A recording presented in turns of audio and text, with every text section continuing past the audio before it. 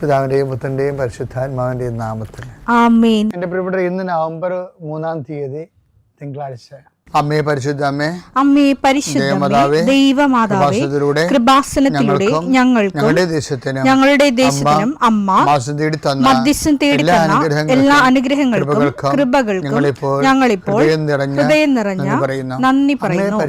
അമ്മേ പരിശുദ്ധമ്മേ ദൈവമാതാവേ, 2004 ഡിസംബർ 7 ഉച്ചകഴിഞ്ഞ് 2:30 കൃപാസനത്തിൽ സംഭവിച്ച അമ്മയുടെ പ്രത്യക്ഷപ്പെടലിനെ കുറിച്ച് തിരുസഭയ്ക്ക് സമർപ്പിച്ചിരിക്കുന്ന പഠനരേഖകളുടെ മേൽ സഭാത്മകമായ പഠനം ആരംഭിക്കുവാൻ ഞങ്ങൾ പ്രാർത്ഥിക്കുന്നു. അമ്മേ പരിശുദ്ധമേ, ഭൂസ്വർലോകങ്ങളുടെ രാജ്ഞിയായ അങ്ങേയ്ക്ക് ഭൗമസംരക്ഷണത്തിനായി പ്രപഞ്ചപ്രകൃതിയെ തന്നെ തിരുസഭ പ്രതിഷ്ഠിക്കുവാൻ ഈ പ്രത്യക്ഷീകരണം വഴി ഇടയാക്കണമേ. പരിശുദ്ധമേ, ജപമാല മാതാവേ, സകല കൃപാസനം പ്രാർത്ഥനയോടും ചേർത്ത് ഞങ്ങളിപ്പോൾ പ്രാർത്ഥിക്കുന്ന ഈ കുടുംബത്തിന്റെ പ്രത്യേക നിയോഗം പറ മക്കളെ.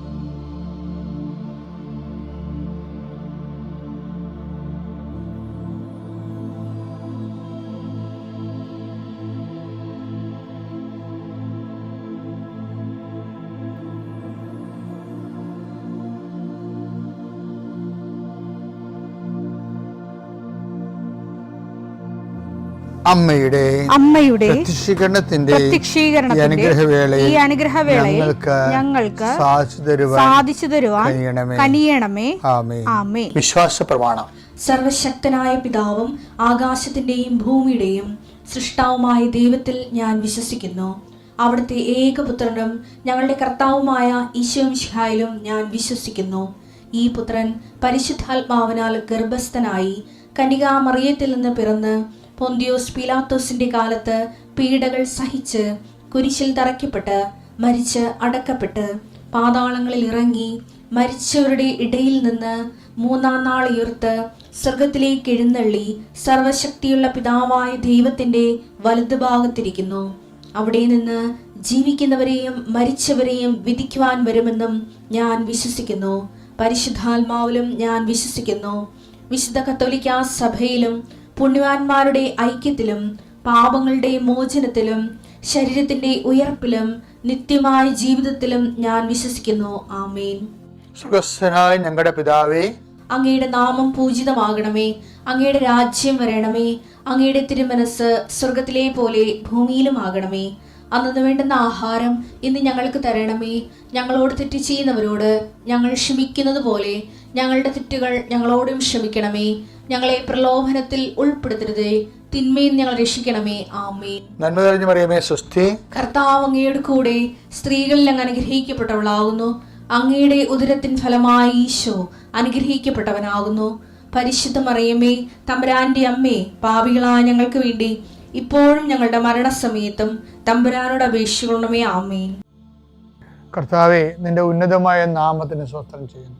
കർത്താവേ, നിന്റെ വിശുദ്ധ പൗരോഹിത്യത്തെ മഹത്വപ്പെടുത്തണം. എൻ്റെ ഈശോയെ, ഈ പ്രാർത്ഥന ഒന്ന് കേട്ടിട്ട് പുറത്തിറങ്ങാൻ വേണ്ടി എന്തുമാത്രം ആൾക്കാരാണ് കൊതിച്ചിരിക്കണേ ഈശോയെ. അവരുടെ മനസ്സിലെ സങ്കടങ്ങളെ ഭാരങ്ങളെ ഞാനിപ്പോഴ് അങ്ങയുടെ തിരുസന്നിധിയിൽ കൃപാസനം നടത്താറെ ജീവനോടെ പ്രത്യക്ഷപ്പെട്ട അമ്മയുടെ പ്രത്യക്ഷനെ കൂടെ ചേർത്ത് വെക്കുന്നു. കർത്താവെ, ആരെല്ലാം ഈ പ്രാർത്ഥന ഭക്തിപൂർവ്വം കൂടുന്നുണ്ടോ അവിടെയെല്ലാം ശിരസിൽ നീ ഇപ്പൊ കൈവെക്കണം. നിന്റെ തിരുമുറിവാർന്ന വലതുകരം വെക്കണം. ഈശോയെ, ഒരു തീരുമാനം എടുക്കാൻ പറ്റാതെ കുഴയുന്നവരുണ്ട്. അവർ ഇന്ന് 12 മണിക്ക് ഉച്ചക്ക് 12 മണിക്കുള്ളിൽ അടുത്ത 12 മണിക്കൂറിനുള്ളിൽ അവർക്ക് വ്യക്തവും ബോധ്യവുമാകുന്ന തീരുമാനം കിട്ടാൻ കർത്താവിൻ്റെ നാമത്തിൽ നിങ്ങളുടെ ശിരസിനെ ഞാൻ ആശീർവദിക്കുന്നു. ഞാൻ 39 വർഷം അർപ്പിച്ച കുർബാനയുടെ യോഗ്യതയാൽ കൃപാസനം നടത്താറെ ജീവനോടെ പ്രത്യക്ഷപ്പെട്ട മാതാവിൻ്റെ മധ്യസ്ഥത ദൈവമകനെ, ദൈവമകളെ, നീ ഇപ്പോഴും ആശ്രയിക്കപ്പെടുന്നു. നിന്റെ സങ്കടങ്ങളെ കർത്താവ് ഏറ്റെടുക്കുകയും നിന്റെ കർത്താവ് സന്തോഷത്തോടെ തിരിച്ചു കൊണ്ടുവരികയും ചെയ്യട്ടെ. ഈ ശുശ്രൂഷ പൊതുവെ ഉടമ്പടിയെടുത്ത് ജീവിക്കുന്നവർക്കാണ് കൂടുതൽ ഉപകാരപ്രദമെന്നാണ് ഞങ്ങൾ മനസ്സിലാക്കുന്നത്. അതുപോലെ തന്നെ ആധ്യാത്മികമായിട്ടുള്ള ടിപ്സുകൾ, സാങ്കല്പികമായിട്ടുള്ള സ്പെക്കുലേറ്റീവ് ടിപ്സ് അല്ല, മറിച്ച് ഓരോരോ സിറ്റുവേഷനിലെ ലൈഫ് സിറ്റുവേഷനിലെ സുവിശേഷ വിഹിതമായിട്ട് നമ്മൾ എടുക്കേണ്ട നിലപാടുകൾ, കൃപ നിലനിർത്തി കിട്ടുന്നതിന് വേണ്ടി നമ്മൾ എടുക്കേണ്ട നിലപാടുകൾ. ഉദാഹരണത്തിന് ഇപ്പം സുവിശേഷ ഭാഗ്യങ്ങളില്ലേ, ഇന്ന് നമ്മൾ കാണാൻ പോകുന്നത് സുവിശേഷ ഭാഗ്യങ്ങളിലെ ആദ്യത്തെ ഭാഗ്യമാണ്. മത്തായിയുടെ സുവിശേഷം 5:3. ആത്മാവിൽ ദരിദ്രരായവർ ഭാഗ്യവാന്മാർ, ആത്മാവിൽ ദരിദ്രരായവർ ഭാഗ്യവാന്മാർ, സ്വർഗരാജ്യം അവരുടേതാണ്. സ്വർഗരാജ്യം അവരുടേതാണ്. ഓക്കെ, ഇതിൻ്റെ ഒരു പ്രശ്നം എന്ന് പറയുന്നത്, ഇത് സിമ്പിളായിട്ട് നമ്മൾ വെരിഫൈ ചെയ്ത് കഴിയുമ്പോൾ നമുക്ക് ശരീരത്തിന് ഒരു ശാരീരികമായ ഫിസിക്കൽ റിച്ച്നെസ് ഉണ്ട്, സ്പിരിച്വൽ റിച്ച്നെസ് ഉണ്ട്. ഈ ഫിസിക്കൽ റിച്ച്നെസ്, ശാരീരികമായ ഭൗതികമായ സ്വത്ത് എന്താണെന്ന് മനസ്സിലാക്കിയാൽ മാത്രമേ ആത്മീയമായ സ്വത്തും ആത്മീയമായ പോവർട്ടിയും മനസ്സിലാകത്തുള്ളൂ. അപ്പം ഭൗതികമായ സ്വത്ത് എന്ന് പറയുന്നത് എന്താണ്? ആരോഗ്യം. ആരോഗ്യത്തിന് ഉതകുന്ന രീതിയിലുള്ള എല്ലാ കാര്യങ്ങളും, ആഹാരം ഉൾപ്പെടെയുള്ള എല്ലാ കാര്യങ്ങളും, വ്യായാമം ഒക്കെ ഉള്ളത്. അതുപോലെ തന്നെ ഫിസിക്കൽ ഫിറ്റ്നസ്സും പിന്നെ അതിനോട് ബന്ധപ്പെട്ട് വരുന്ന സാമ്പത്തിക മേഖല, അങ്ങനെ വരുന്ന തൊഴിലും വരുമാന മാർഗങ്ങളും എല്ലാം അങ്ങനെ വരും. ഇതാണ് ശരീരത്തിൻ്റെ ഒരു ഭൗതികമായ ഒരു സ്വത്തെന്ന് പറയുന്നത്. ഇതില്ലെങ്കിൽ ഭൗതിക ദാരിദ്ര്യമായി. ഇതുപോലെ ആത്മാവിൻ്റെ സ്വത്തുണ്ട്, അതില്ലെങ്കിൽ ആധ്യാത്മിക ദാരിദ്ര്യം ഉണ്ടാകും. ആത്മീയ ദാരിദ്ര്യം. ആത്മാവിൻ്റെ സ്വത്ത് എന്താ? ആത്മാവിൻ്റെ സ്വത്ത് ദൈവം തന്നെയാണ്. അപ്പോൾ നമ്മുടെ ഉടമ്പടി ഭാഷയിൽ പറഞ്ഞാൽ ആത്മാവിൻ്റെ സ്വത്ത് കൃപയാണ്. സുവിശേഷ ഭാഷയിൽ പറഞ്ഞാൽ കൃപ ദൈവത്തിൻ്റെ ശക്തിയാണ്. ദൈവത്തിൻ്റെ ശക്തി പൗലോസിൻ്റെ ഭാഷയിൽ പറഞ്ഞാൽ ഗലാത്യർ 5:6-19 അനുസരിച്ച് പറഞ്ഞാൽ ആത്മാവിൻ്റെ കൂടെ ഉണ്ടാകട്ടെ. കൃപയെ ആർജിക്കുന്ന അനുസരിച്ചുകൊണ്ട് ആത്മാവിൻ്റെ സംവേദനക്ഷമതയും അറിയാനുള്ള കൃപയും അറിയാനുള്ള സാധ്യതയും കൂടുതൽ കൂടുതൽ ഉയരും. അതാണ് ഈശോ പറഞ്ഞത്, നിത്യജീവൻ വരെ അങ്ങോട്ട് വരും. അതായത് ഏകസത്യമായ നിന്നെയും നീ അയച്ച യേശു ക്രിസ്തുവിനെ അറിയുകയാണ് നിത്യജീവൻ. ഇപ്പം യേശുവിനെ അറിയണമെന്ന് വെച്ച് കഴിഞ്ഞാൽ ഒരു ബേസിക് നോളജ് ഉണ്ട്, ഹൈസ്കൂൾ നോളജ് ഉണ്ട്, ഒരു ഡിഗ്രി നോളജ് ഉണ്ട്, ഗ്രാജുവേഷനുണ്ട്. അങ്ങനെ വ്യത്യസ്തമായ ഗ്രേഡിലാണ് നമ്മൾ യേശുവിനെ അറിയണത്. ഈ അറിവെല്ലാം അറിയണത് ജീവിതത്തിൻ്റെ ഭാഗമായിട്ടാണ് ഈ അറിവ് വരണത്. ജീവിതത്തിൽ വ്യത്യസ്തമായ സിറ്റുവേഷൻ നിങ്ങൾ അഭിമുഖീകരിക്കുമ്പോൾ സുവിശേഷ വിഹിതമായ ഒരു നിലപാടെടുക്കും. അതുകൊണ്ട് ഈശോ അതിനെല്ലാം കൂടി പറഞ്ഞെന്തറിയാവുക, എന്നെ പ്രതി. അതാണ് സംഭവം. ഇപ്പം മനസ്സിൽ ഇവിടെ ഇടിയാ ഞാൻ പറഞ്ഞ എല്ലാം കൊണ്ടൊന്നും അവസാനിക്കേണ്ടത്. എന്നെ പ്രതി നിങ്ങൾക്ക് എന്ത് സുവിശേഷ ഭാഗ്യവും സുവിശേഷ കൃപയും ആർജിക്കാം. അതെല്ലാം സുവിശേഷ ഭാഗ്യമാകണത് എങ്ങനെയാണ്? ആ മത്തായിയുടെ സുവിശേഷം 5:3 കൺക്ലൂഷനിലേക്ക് പറയുന്നതാണ് എൻ്റെ കീ എന്ന് പറയുന്നത്. എന്താണത്? വായിച്ചേ. മത്തായി 5:11. ഇനി നമ്മൾ എടുക്കണ എല്ലാ ദിവസവും ഈ 5:11 ആവർത്തിക്കും. എന്നെ പ്രതി, ഈശോയെ പ്രതി മനുഷ്യർ നിങ്ങളെ അവഹേളിക്കുകയും പീഡിപ്പിക്കുകയും എല്ലാവിധ തിന്മകളും നിങ്ങൾക്കെതിരെ വ്യാജമായി പറയുകയും ചെയ്യുമ്പോൾ നിങ്ങൾ ഭാഗ്യവാന്മാർ. അപ്പോൾ നിങ്ങൾ ആഹ്ലാദോല്ലസിൽ സ്വർഗത്തിൽ നിങ്ങൾക്കുള്ള പ്രതിഫലം വലുതായിരിക്കും, ഇല്ലേ?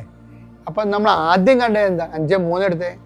ആത്മാവിൽ ദരിദ്രരായവർ ഭാഗ്യവാന്മാർ. ആത്മാവിന്റെ സ്വത്ത് എന്താണ്? ഈശോയാണ്. അതാണ് മിഷയുടെ ആത്മാവിന്റെ സ്വത്ത്. ഒരാൾക്ക് ഈശോ വിഹിതമായിട്ട് അവനെടുക്കുന്ന സമീപനങ്ങൾ, നിലപാടുകൾ, അതിൻ്റെ ടോട്ടാലിറ്റി വരുന്ന സാക്ഷ്യ ജീവിതം, അതാണ് ആത്മാവിന്റെ സ്വത്ത് നമുക്ക് നൽകുന്ന സമൃദ്ധിയും അഭിവൃദ്ധിയും എന്ന് പറയുന്നത്. ആത്മാവിൽ അഭിവൃദ്ധിപ്പെടുക എന്ന് വെച്ചാൽ ഈശോയുടെ അറിവിലും സാക്ഷ്യത്തിലും അഭിവൃദ്ധിപ്പെടുകയാണ് എൻ്റെ ഉദ്ദേശം. അതുകൊണ്ടാണ് ഈശോ എന്നെ പ്രതി എന്ന് പറയുന്നത്. നമുക്കൊന്ന് പ്രാർത്ഥിക്കാം. കർത്താവായ ദൈവമേ, എൻ്റെ ആത്മീയ ദാരിദ്ര്യത്തിന് മാറ്റുന്നതിന് എന്നെ സഹായിക്കുന്നത് ഈശോയെക്കുറിച്ചുള്ള അറിവും അനുഭവവും സാക്ഷി ജീവിതവും അതനുസരിച്ചുകൊണ്ട് എന്നെ നീ ഉയർത്തണമേ, വളർത്തണമേ. നിന്റെ വചനത്തിൽ അധിഷ്ഠിതമായ ഒരു സാക്ഷി ജീവിതത്തിനായി എന്നെ സഹായിക്കുകയും അത് നൽകുന്ന നിത്യതയിലേക്ക് കണ്ണുനട്ട് ജീവിക്കുവാൻ ഞങ്ങൾക്കിടവരട്ടെ. പിതാവിന്റെയും പുത്രന്റെയും പരിശുദ്ധാത്മാവിന്റെയും നാമത്തിൽ ആമേൻ.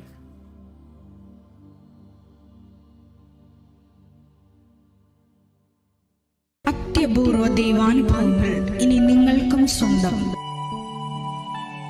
ഈ യൂട്യൂബ് ചാനൽ ഇതുവരെ സബ്സ്ക്രൈബ് ചെയ്തിട്ടില്ലെങ്കിൽ ഇപ്പോൾ തന്നെ സബ്സ്ക്രൈബ് ചെയ്യുക. ഈ വീഡിയോ ഇപ്പോൾ തന്നെ നിങ്ങളുടെ സുഹൃത്തുക്കൾക്ക് ഷെയർ ചെയ്തുകൊണ്ട് കർത്താവിന്റെ പ്രേക്ഷിതരാകുക.